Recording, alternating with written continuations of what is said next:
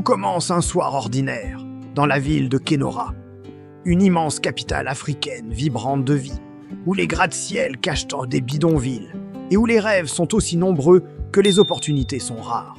Ismaël, un jeune homme de 27 ans, rentre chez lui après une longue journée de petits boulots mal payés. Il n'est pas le héros d'un conte de fées, juste un homme parmi tant d'autres, usé par la lutte quotidienne pour survivre. Son domicile, c'est une chambre minuscule et étouffante dans un quartier populaire, où le bruit de la ville ne s'arrête jamais. Il partage son loyer avec l'angoisse et dissimule sa pauvreté derrière des sourires forcés. Chaque matin, il se réveille avec l'espoir de trouver un vrai travail, et chaque soir, il s'endort avec la déception comme seule compagne.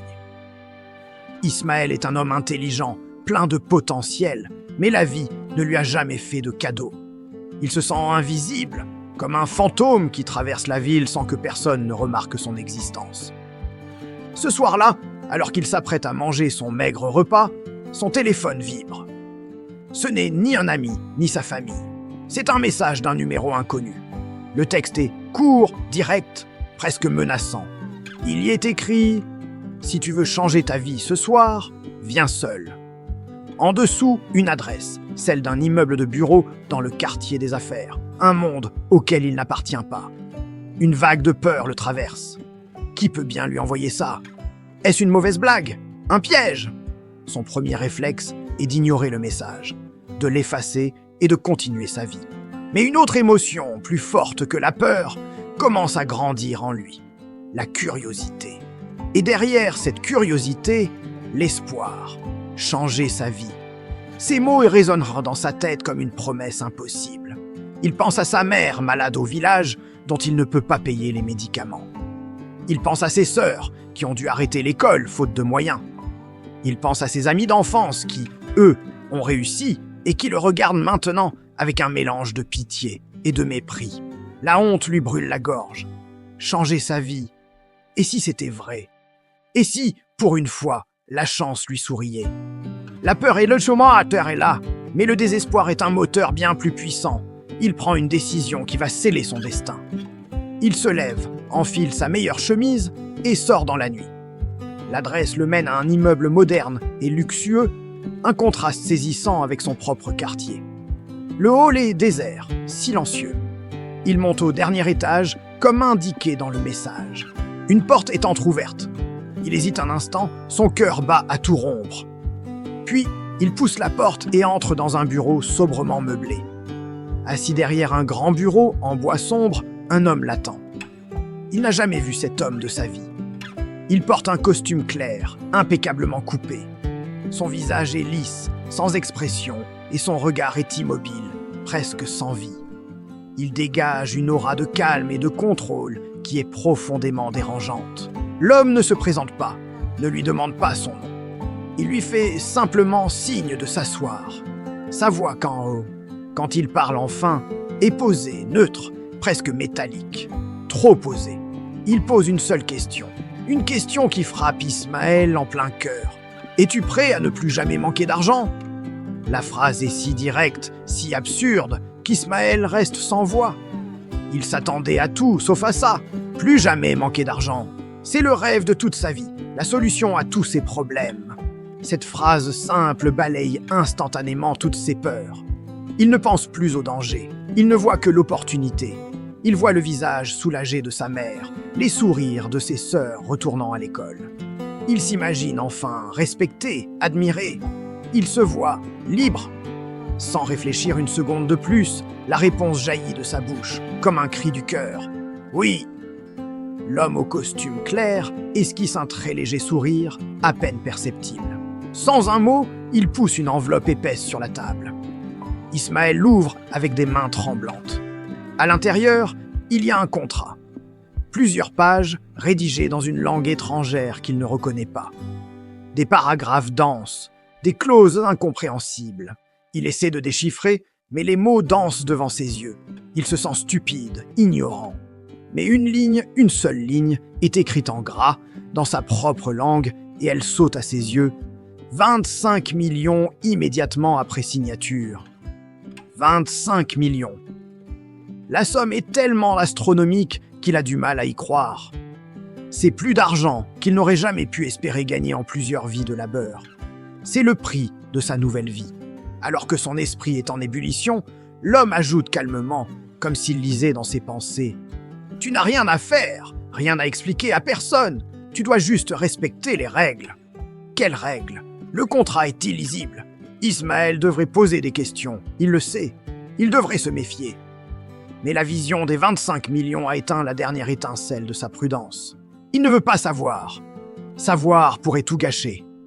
Il prend le stylo que l'homme lui tend.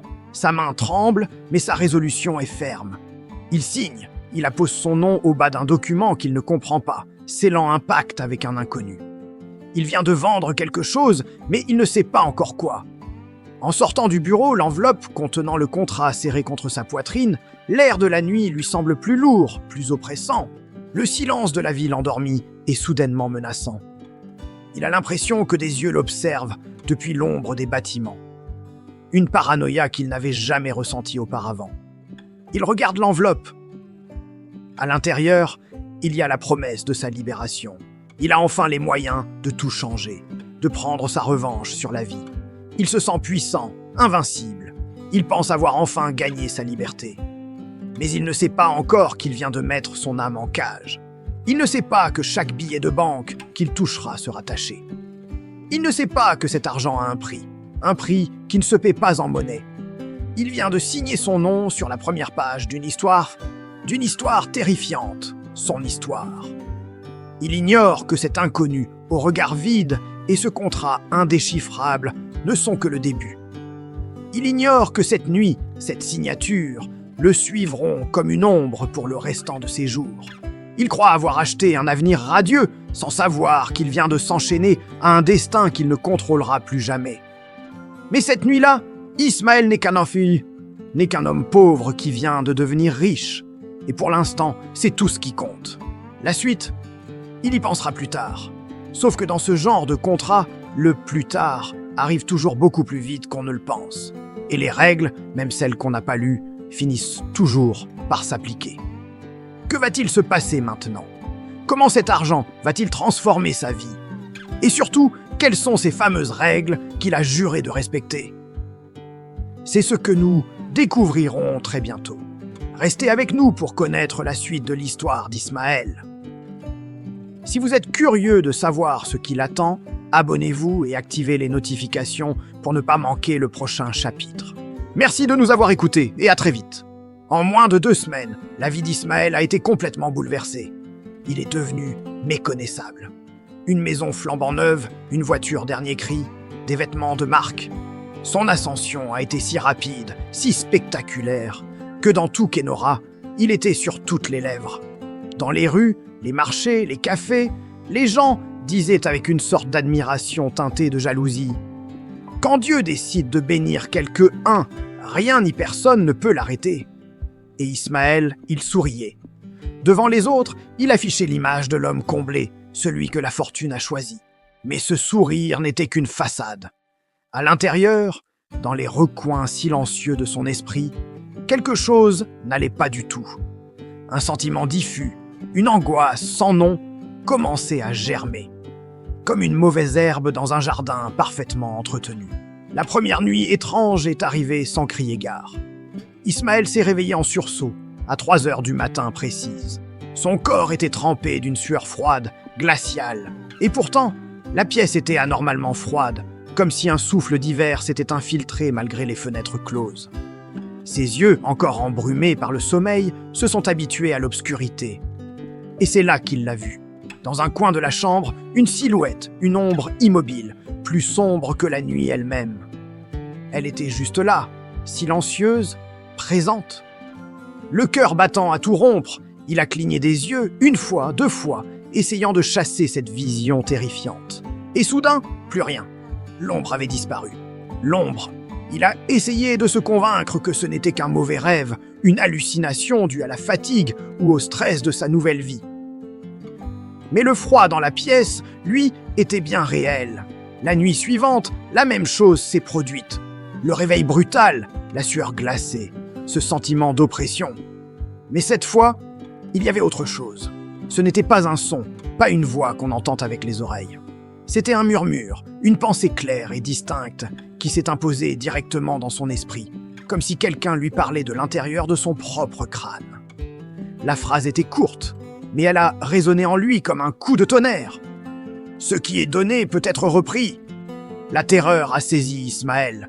Ce n'était plus un rêve, c'était un avertissement.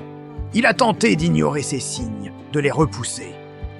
La journée, il se plongeait dans un tourbillon d'activités.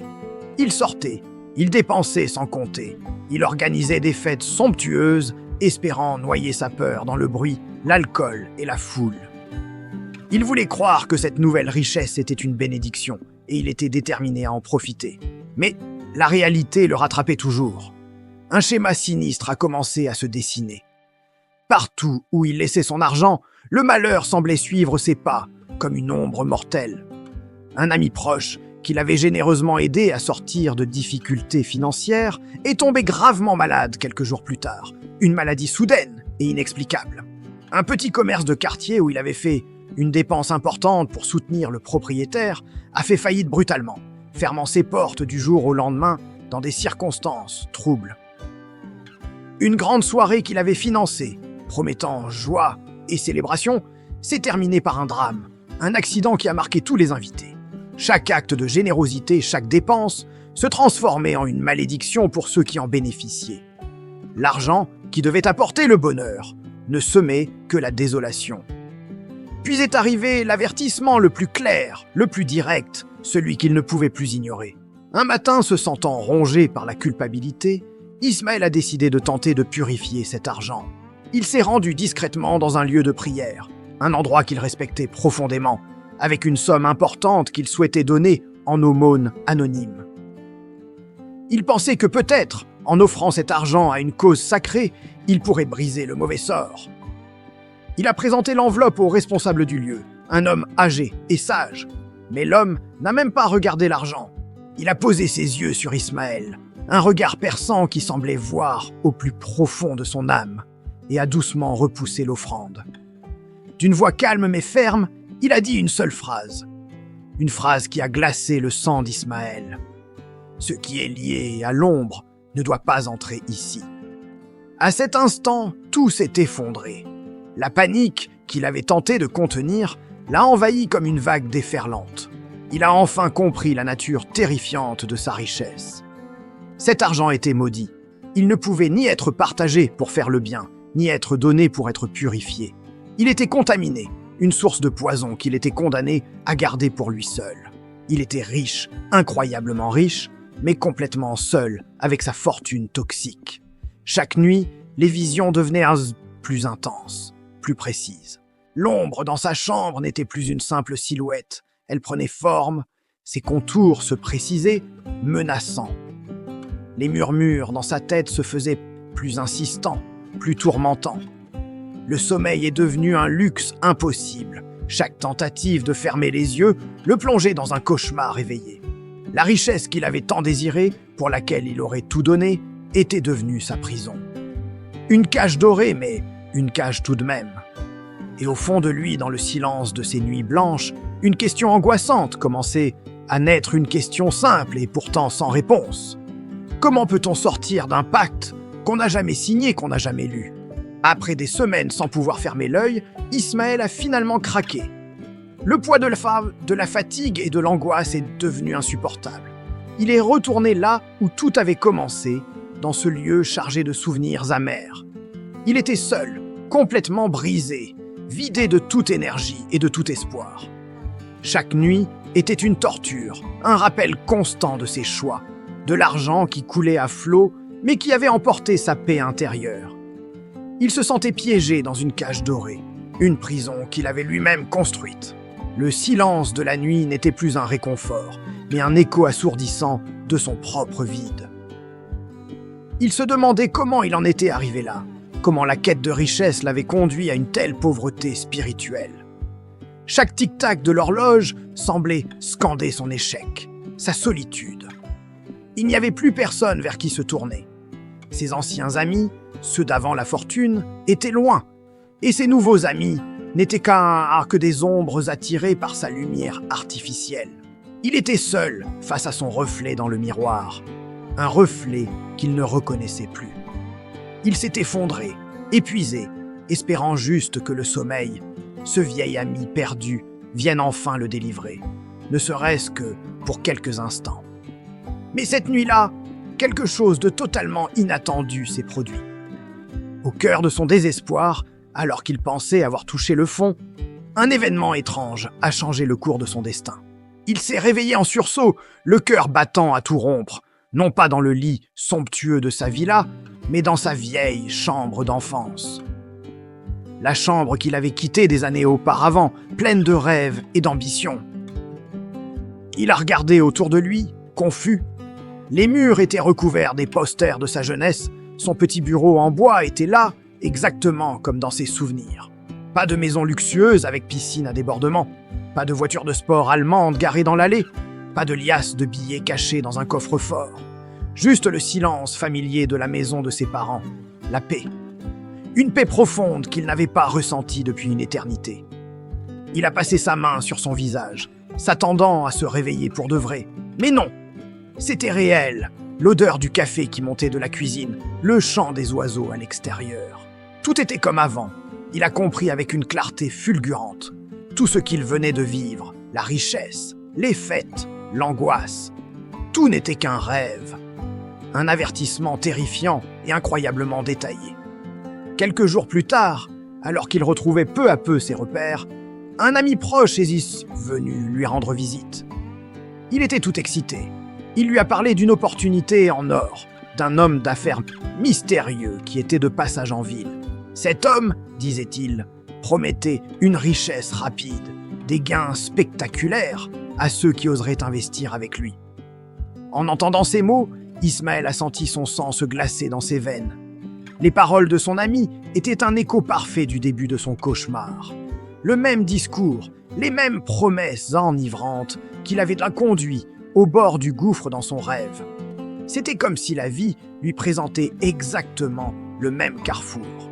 Le visage de l'homme mystérieux, tel qu'il l'avait imaginé dans son sommeil, lui est revenu en mémoire. Un sourire charmeur, des yeux qui brillaient d'une lueur calculatrice. Il a senti la même tentation pointer le bout de son nez, la petite voix qui chuchotait. Et si cette fois c'était différent?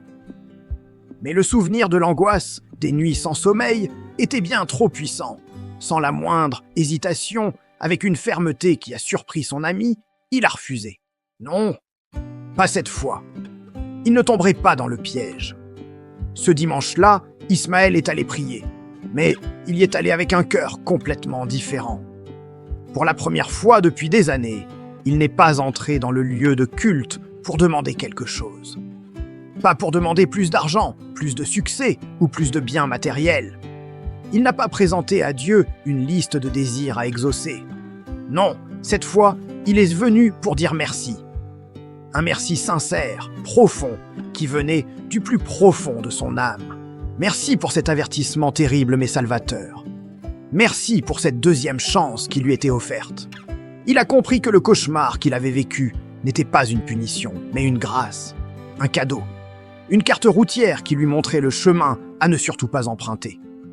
Il a prié avec une humilité nouvelle, réalisant à quel point il avait été aveugle. Il a remercié pour la paix retrouvée, pour la simplicité de sa vie qu'il avait tant méprisée auparavant. Il a remercié pour le sommeil paisible, pour le goût du repas partagé en famille, pour les rires sincères de ses vrais amis. Il a compris que la vraie bénédiction n'était pas dans ce qu'il possédait, mais dans ce qu'il avait failli perdre pour toujours, son âme. C'est à ce moment précis qu'il a compris une vérité simple, mais incroyablement puissante. Une vérité que beaucoup d'entre nous oublient dans la course effrénée du quotidien. Premièrement, tout ce qui brille n'est pas forcément une bénédiction. Parfois, les choses les plus attrayantes en apparence sont les pièges les plus dangereux. Deuxièmement, l'argent rapide, l'enrichissement sans effort, a toujours un prix caché. Un prix que l'on paie souvent bien plus tard et qui est toujours plus élevé que ce qu'on a gagné. Ce prix, c'est la paix, la santé, les relations, l'intégrité. Et enfin, la leçon la plus importante. Parfois, Dieu ne te donne pas ce que tu veux, non pas parce qu'il ne t'écoute pas, mais parce qu'il t'aime suffisamment pour te montrer ce que tu dois absolument éviter. Il voit le danger que tu ne vois pas. Il connaît la fin de la route sur laquelle tu t'engages aveuglément. Le nom de Dieu est souvent une protection, un acte d'amour infini. Ismaël a intégré ces leçons, non pas comme une théorie, mais comme une expérience vécue dans sa chair. C'était sa nouvelle boussole, son nouveau trésor. Aujourd'hui, Ismaël n'est pas riche au sens où le monde l'entend. Il n'a pas de voiture de luxe, pas de manoir, pas de compte en banque à plusieurs zéros. Il a un travail honnête, qui lui permet de vivre simplement mais dignement. Mais il possède des richesses bien plus précieuses. Il dort. Chaque nuit, il s'endort avec une conscience tranquille et se réveille reposé. Il respire. Il prend le temps de savourer chaque instant sans l'angoisse permanente de tout perdre. Il vit pleinement. Il est présent pour sa famille, pour ses amis. Il rit, il aime, il partage. Et il a compris que parfois, la plus grande richesse, le plus grand miracle, ce n'est pas de gagner au loto ou de faire fortune du jour au lendemain. Parfois, la plus grande richesse, c'est simplement de se réveiller à temps. Se réveiller d'un mauvais rêve, d'une mauvaise voix, avant qu'il ne soit trop tard. Se réveiller et avoir la chance de pouvoir tout recommencer différemment. Si cette histoire a touché quelque chose en toi, si elle t'a parlé, j'aimerais te demander 3 petites choses. D'abord, laisse un like pour montrer que ce message a de la valeur. Ensuite, abonne-toi à la chaîne pour ne pas manquer les prochaines histoires, car chaque histoire est une graine plantée dans les cœurs. Et enfin, j'aimerais que tu participes à cette vague de positivité. Écris en commentaire la phrase « Je choisis la paix ». Écris-le pour toi, comme un engagement personnel, et pour inspirer tous ceux qui liront ton commentaire. Dis-toi que chaque like, chaque abonnement, chaque commentaire est bien plus qu'un simple clic. C'est ton soutien qui permet à ces histoires de continuer à voyager, à toucher des vies, et peut-être à provoquer des réveils salutaires. Merci du fond du cœur pour ton écoute et pour ton soutien. Prends soin de toi et à très bientôt.